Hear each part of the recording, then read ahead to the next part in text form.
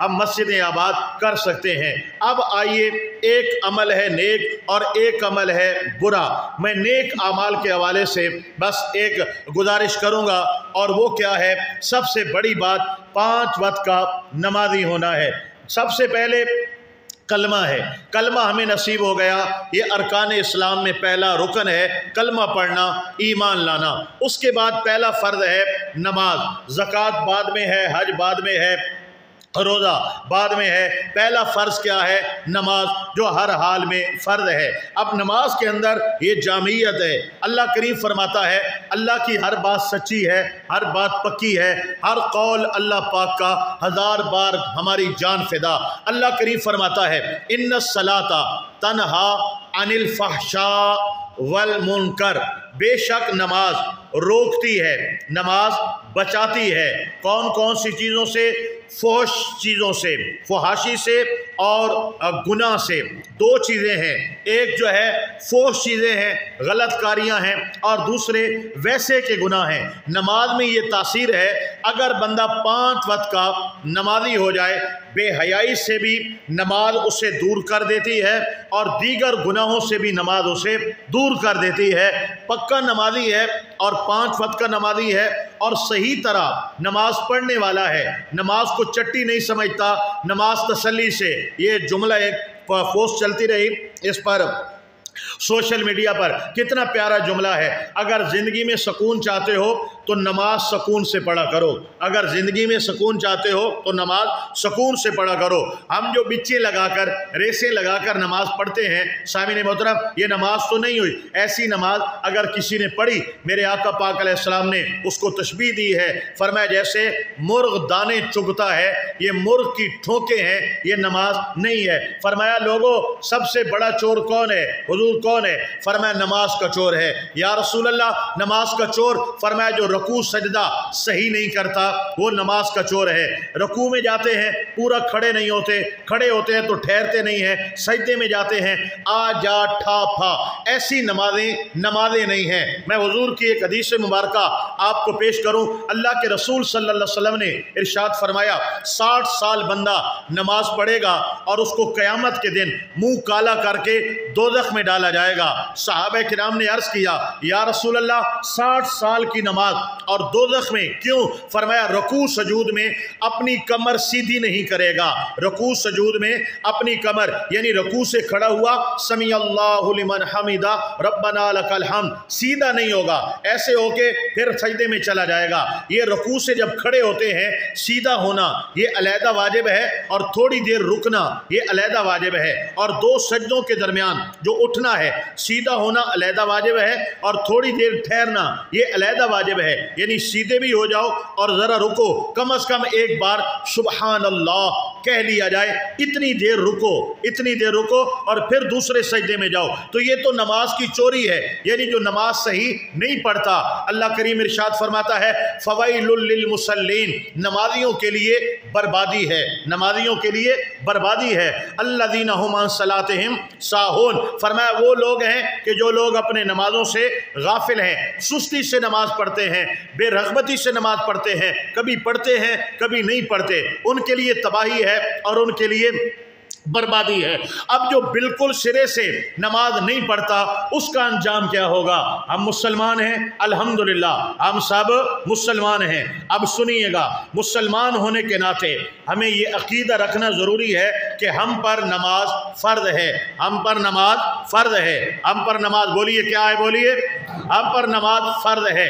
اب یہ یقین ہے، اگر یہ یقین نہیں ہے تو مسلمان بھی نہیں ہے۔ نماز کو فرض ماننا یہ ایمانیات میں سے ہے، نماز ہم پر فرض ہے۔ اب دوسری بات، نماز جب فرض ہے تو دن میں 5 مرتبہ ہم پر نماز فرض ہے، یہ بھی ہم جانتے ہیں، اور نماز فرض عین ہے، کسی صورت میں نماز کی ہمیں معافی نہیں ہے۔ اگر بندہ امیر ہے تو بھی فرض، غریب ہے تو بھی فرض، مسافر ہے تو بھی فرض، مقیم ہے تو بھی فرض، اگر صحت مند ہے فرض، اگر مریض ہے فرض، نہیں کھڑا ہو سکتا بیٹھ کے پڑھے فرض ہے، نہیں بیٹھ سکتا اشاروں سے پڑھے، نماز ہر حال کے اندر فرض ہے۔ نماز کی اتنی زیادہ اہمیت ہے، اللہ کے محبوب علیہ السلام کی हज़ारों अहदीस मुबारका नमाज की तालीम देती हैं। कुरान में 700 मरतबा कम व बेश रब्बे ज़ुल जलाल ने नमाज का जिक्र फरमाया है। हुजूर आका पाक अलैहिस्सलाम ने बार बार नमाज की ताकीद फरमाई है। अरे इससे बढ़कर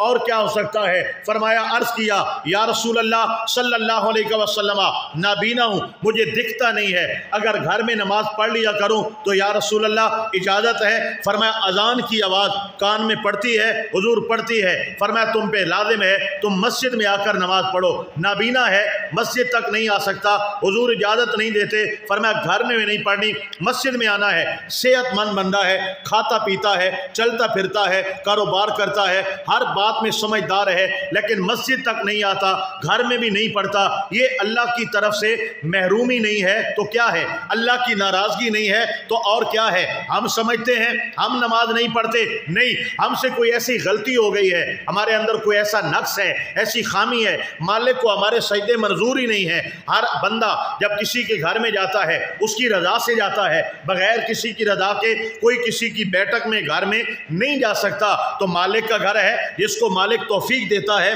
वो आकर सजदे करता है। तो मेरे भाइयों, अपने अंदर झांको, हमसे कौन सी खता हुई, कौन सी गलती हुई कि अल्लाह ने सजदों से महरूम कर दिया, नमाजों से महरूम कर दिया, अपने घर में आने से महरूम कर दिया।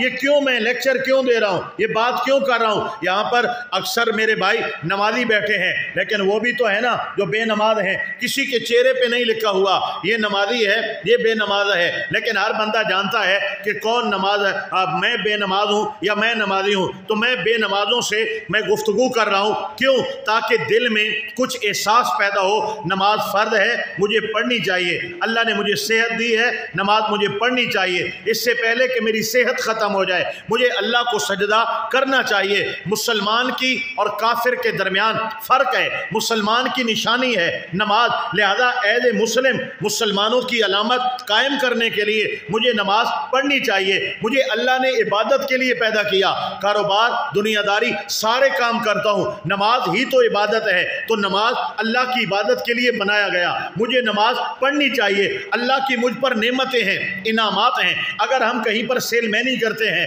या नौकरी करते हैं, हमें 30, 40, 50 हज़ार सैलरी मिलती है, हम सारा महीना यस यस यस करते हैं और ताबे हो जाते हैं। और अल्लाह करीम जो करोड़ों नेमतें देता है, वह इन तौद्दू नेमत अल्लाह ला तोसूहा, अगर तुम मेरी नेमतों को गिनना चाहो गिन नहीं सकते। तो अल्लाह की नेमतों का भी हक बनता है कि सजदा करना चाहिए, शुक्र करना चाहिए। अल्लाह की नेमतें न गिन सकते हैं न शुक्र कर सकते हैं, बस अल्लाह के शुक्रगुजार अगर बंदों में शामिल होना चाहते हैं तो अल्लाह ने आसान कर दिया है। 5 वक्त की नमाज जो बंदा पढ़ना शुरू कर देता है, अल्लाह ताला उसे इबादत वालों में भी लिख लेता है और शुक्रगुजार बंदों में भी शामिल फरमा लेता है।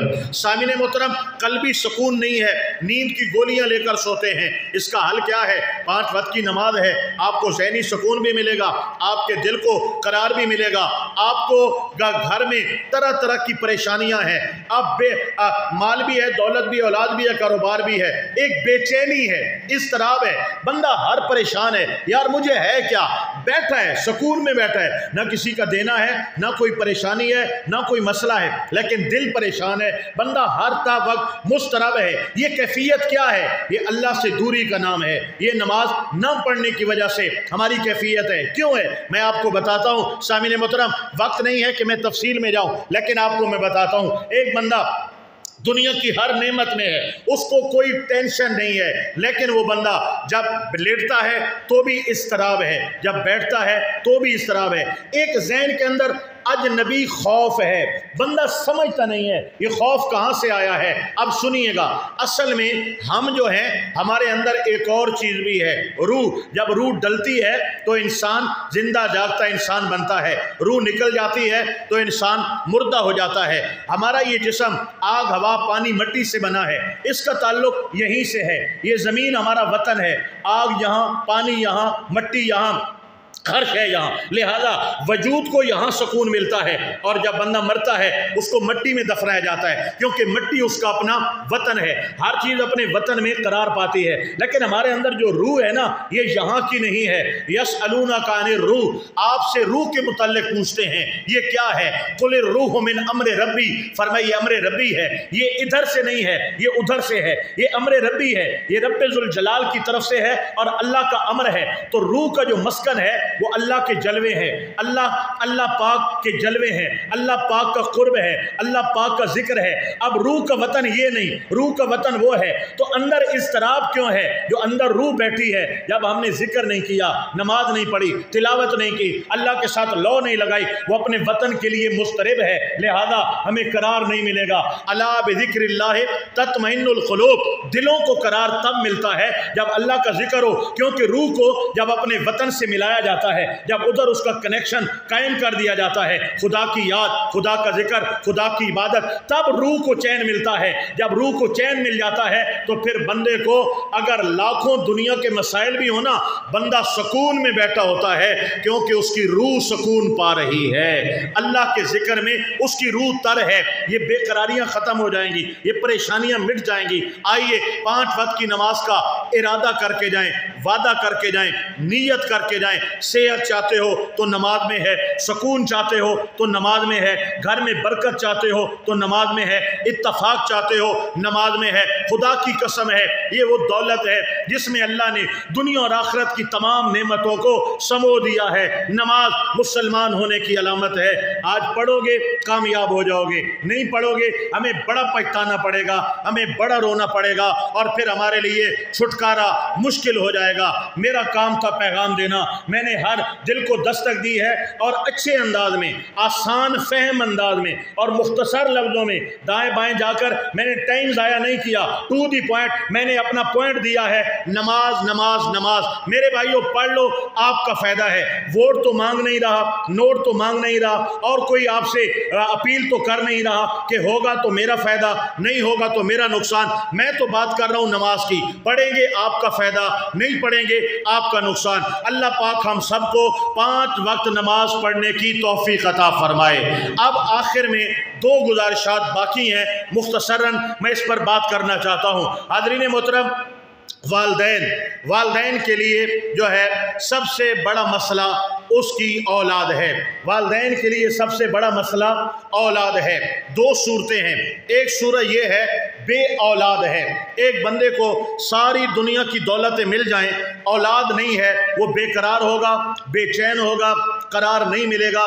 کیوں؟ وہ کہتا ہے اولاد نہیں ہے تو کیا فائدہ، دولت نہ ہوتی اولاد ہوتی تو میرے لیے یہ بہتر تھا۔ یعنی بے اولاد افراد کے لیے سب سے بڑا مسئلہ، سب سے بڑی چاہت، سب سے بڑی خواہش کیا ہے؟ اولاد ہے۔ یہاں پر میں اپنے موضوع سے تھوڑا نکل رہا ہوں۔ اگر ہم کبھی مجبوریوں میں پڑتے ہیں، اولاد چاہیے یا کوئی لا علاج مرض آ